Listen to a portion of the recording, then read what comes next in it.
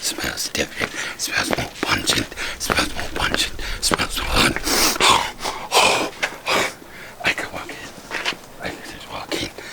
I am a master killer. Master killer. I get to walk up.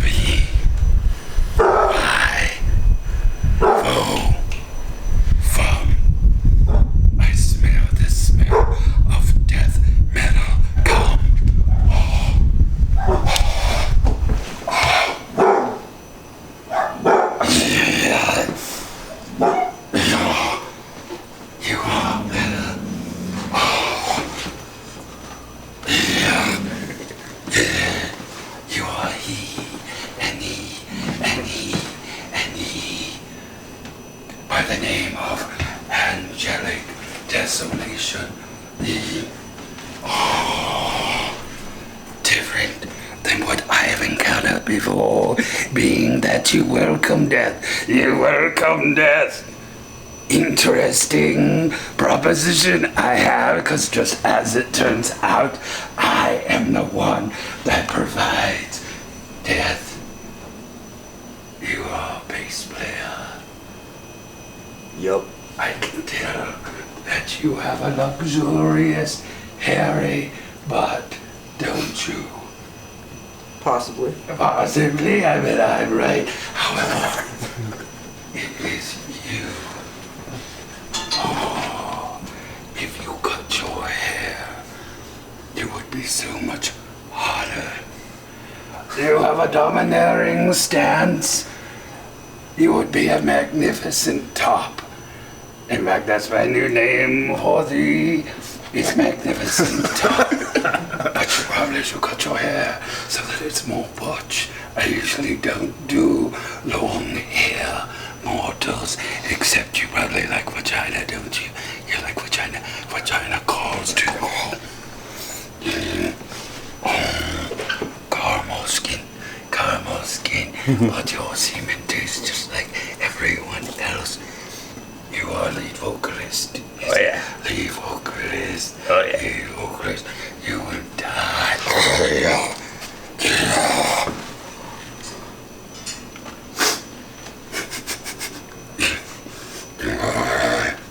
I smell it here. I've smelled before. It's a smell I've smelled before.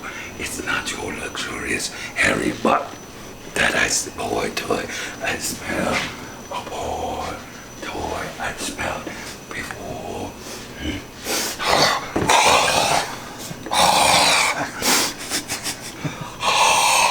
Many barebacks. You left me. I distinctly remember wrapping you in plastic and putting you somewhere for safe that I could visit you later. I didn't even have a chance to do anything to your anus, but all of that can change today. Your failure to remain concealed is now complete. So, we shall prepare to do what we have to do. You are Angelic Desolation. Oh, how long have you been in existence in this mortal realm? Fuck, what are we, like 30-something by now? I'm not talking about your mortal years of existence. I'm talking about the existence of the band. Oh, fuck, what are we, like 20 years now? We've been playing together for a long time. Probably at least 14 years. 14 But fucking years. we've only been taking things seriously since 2016 probably. Yeah. Because your first release was Evil Gasm, Yes. Yes. but that was what, 2014? Yeah. Or- Yes. Yes. So Yeah. that was only 6 years ago. Yes. Why did it take you so long to get serious about yourself? Drummer problems, band. Band problem. Getting the correct lineup. Yeah. Getting I a mean, good what am I? lineup. Yeah. I'm probably the 15th guitar player. Like, who the hell knows at this point? I know. We also carried this attitude that like we're just gonna fucking make it, man, and we don't have to do much. And then like that is not the case. At what point did that change? We just kind of. After Max joined the band, really. Yeah. We did the Evil Gasm EP, Yeah. and everyone that we heard was the main consensus was that you guys were missing a good drummer because Max was the final piece of the puzzle. So it's once we got everyone, like Chris kind of mentioned, once all the members were here and we knew we were solid, start taking things seriously.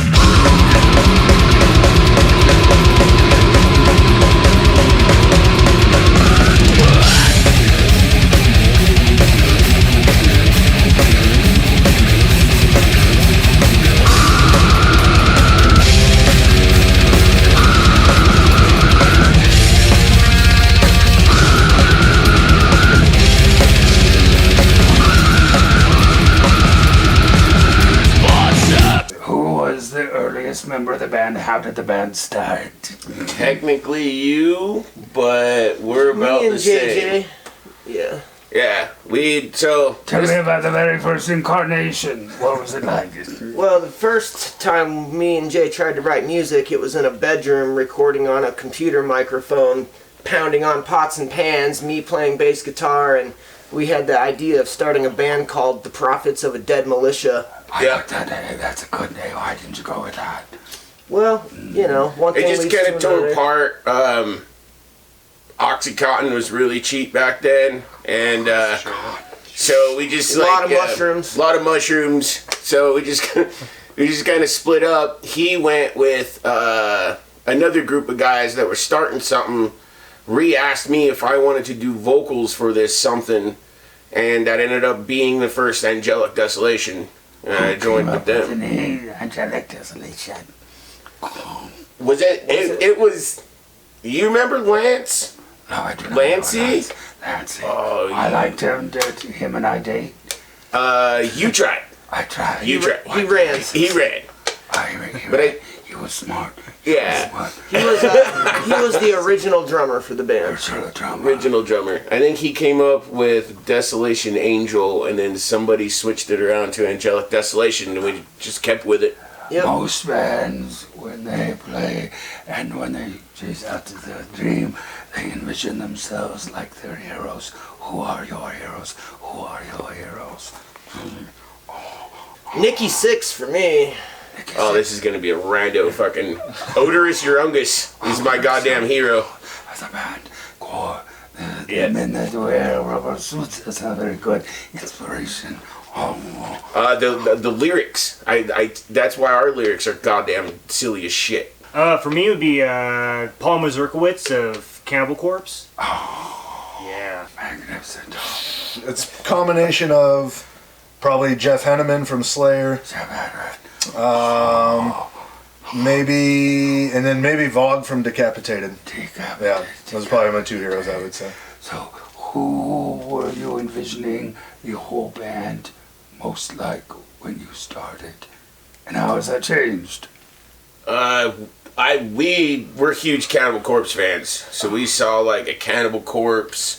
We just knew we wanted to play some death metal. Yeah, Cannibal Corpse, Deicide was really our jam, and then the more we progressed and got better at music, it somewhat changed, but I mean we still get the Cannibal Corpse. Yeah. You know. You have dubbed your music as Razor Grind, American Razor Grind. Yeah. Has anyone else dubbed themselves that? No. Okay. No. So tell me about yourselves, like coming up with a whole new genre to describe yourself, and if it's the correct thing to do. So we were actually, there is a band, I don't know if they're still around or not, but Platisma Graphia. I believe they're, rest in peace if you guys aren't a band anymore. Who knows with these COVID times, who the hell's playing shows anymore. But they actually saw us, and they gave us the moniker of Razor Grind. When we released Rumpus Time Is Over, we went ahead and did that, and we got some distribution over in Europe, and there's a grind band. I'm going to fuck this up for anybody who sees it, but it's something to the effect of Leng, LENGT''CHE. I don't know how you say that, Leng Che. But their first album is actually called Razor Grind, and their fans got all on our case. So we just decided to put the American in front of it and haven't had problems since then. What is American Razor Grind, though? So imagine, so if you take grindcore, you've got the lyrics that have you smiling and kind of laughing while you're headbanging, but it's razor sharp. It's not slop. Now, it's razor sharp riffage. Your band sings about different things than the normal death metal band. You should tell me why. Why? Talk to this guy. Talk to this guy right here. I have fucking ADD really bad, and my mind goes everywhere, and sometimes I just like, fuck it, we can make pterodactyls brutal, that's what I'm gonna do. Or if I'm like, I'm big into horror movies, I want a vampire song, or fucking, it's just, I like to have fun with it. I don't want to be in this like this dredge of like either being like overly satanic or overly death and brutal and all this other shit.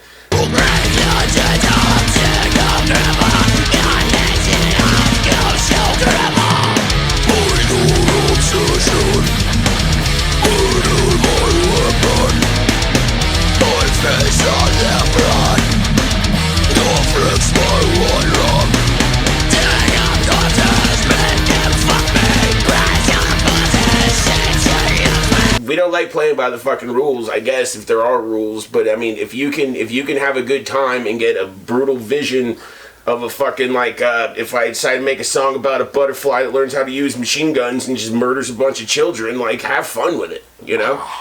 So, write that down, by the way. Your lyrics in today's day and age of political correctness and cancel culture is not a good thing. Oh, you shall comment now about cancel culture. Oh shit. I know, I knew that was going to be an oh shit question. That's why I kind of take it, at least for me, the way I look at it is, if you're a fan of cancel culture, then you're the type of person who doesn't let their kid go outside and roll in the dirt because you're scared they're going to get sick. Let your fucking kid go outside. He's going to be okay. Before all of this happened, everyone was fine. I couldn't tell you what the source of it is, but I feel like at least, maybe not most of us, but I guarantee you more than half of the population is secretly kind of sick of it and thinks it's absolutely fucking ridiculous. For me, cancel culture is really everyone's having a good time and making jokes, and someone says, hey, how can I get upset by that joke? And then they do, and then they get mad that you upset them with that. And really, it's just about having a good time and saying what you want. We're really not hurting anybody too much. So, to me, it's just them taking things too far and thinking that it's no longer a joke. It's like we're really trying to kill babies. Like, no, we like them dead already. We like to do stuff with them when they're dead. We don't, we're not always doing the same thing. So, where did the use of babies come about? That's a good question. We did a concept album. We did a concept album called Kill the Children. Every single song was about killing children. I did not see this in your discography. It's out of print. It's out of print. You can't find it anymore. You can't find it. Did it come before or after Rumpus? Before. Okay. Way Well before. before. Continue. Yeah, well before. Okay, continue. Anyways, so we thought it would it's called Kill the Children, and just add it to our stage show for some CD releases. There's a couple shows after we released it, so we'll just we'll just have dead babies, we'll kill babies, and this will be a chapter of our life we'll just leave behind. And fuck, people started calling us the Dead Baby Band. We're like, well, I guess we better get more dead babies.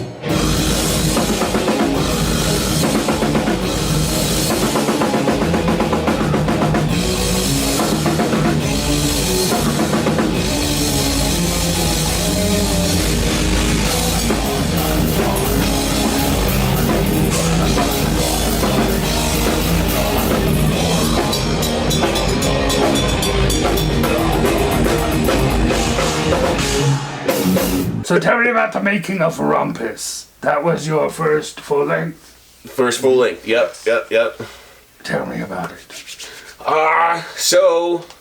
It was once we finally got our shit together, I guess we started when we started recording the album. I don't know, we just like flowed so good, so we ended up going to KMG Studios. I suck with names, man. And anyways, his brother was fucking like running that place, like second in charge, and they mostly do hip hop. So we kind of got a deal on it if they were allowed to. It's like a school, and we got a deal on it if they were allowed to teach students about mixing metal and other genres if we went in there. And that's up in Boulders. We recorded that.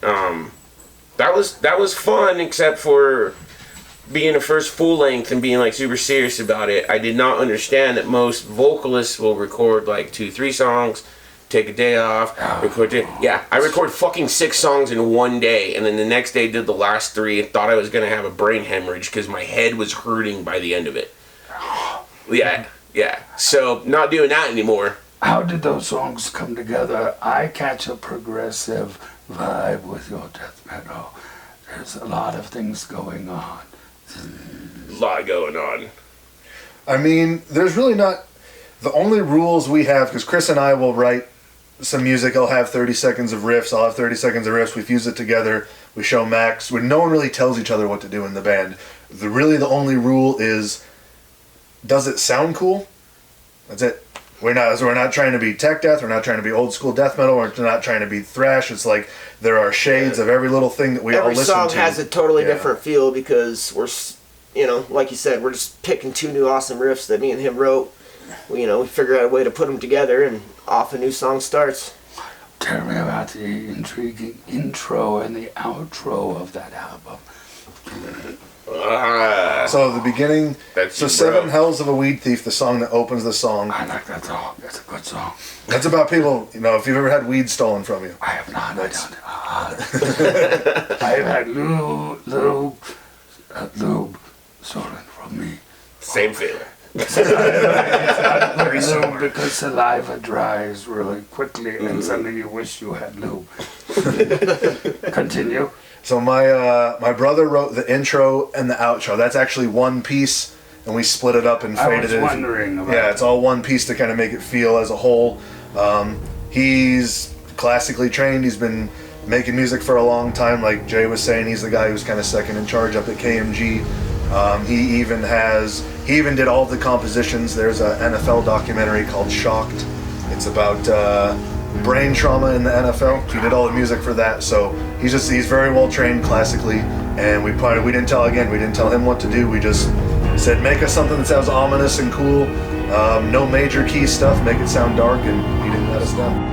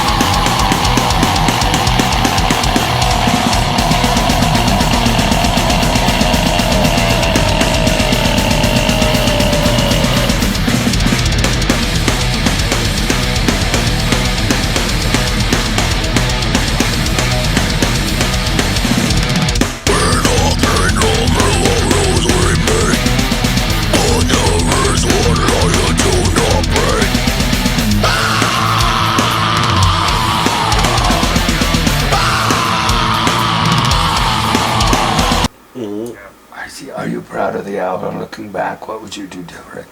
Aside from the vocals that you didn't have to. Yeah. I would have put like way more blast beats in everywhere. Jesus Christ, this fucking thing. Like the whole time. I love the CD. I thought I would have cut the guitars and the bass and the vocals off, and it would just been me on I would have drums. turned down the strings a little bit too. Yeah. Turn up the drums. Tell me about your artwork. Where does that come from? Rumpus and the new thing we'll talk about in a minute has some very intriguing artwork. That's your boy. Yeah, that's my buddy Kevin Waltz. Kevin Holtz. Yeah, you know we on Rumpus time we had like an idea and he kind of put it together for what we wanted, and then on the new artwork we decided we wanted to be a little bit more involved. We started talking about more blood, more gore, more hippos, whatever we said. More he did. hippos, yeah, we wanted it turned up to 11. Kind of like with the music and the lyrics, it kind of goes hand in hand with the art. Is we're not trying to do the same thing that everyone else is doing. You know, there's been a million dead zombies in crypts and blood coming from the ceilings, so we're gonna have the voodoo priest Damballa here casting curses. There's zombie hippos eating tourists. There's a yeti on there tearing children apart. So we that's kind of we try to make ourselves stick out in that way. Don't try to do what anyone else is doing, or at least put our own little touch on what everyone else is doing. Little touch. So that brings us to the new EP that you're about to release. You shall now tell us all about it as we are in anticipation for it. 4 tracks, runs probably about 20 minutes long. We've got a Decapitated cover on there as well. A kind of a B-side, it's Names from Decapitated, so not something that everyone else and their mother has covered. And as far as subject matter goes, I mean, like you said, Rumpus time is over, we have a song about dinosaurs. This album, we've got a song about Yetis killing tourists, or, well, killing Boy Scouts. Hippos killing tourists, Yetis killing children, and cyborg vampire that kills homeless people. So that's about the base of it. If you like cyborgs or Yetis or children, it's on there. So It's called a Quorum of Unspeakable Curses.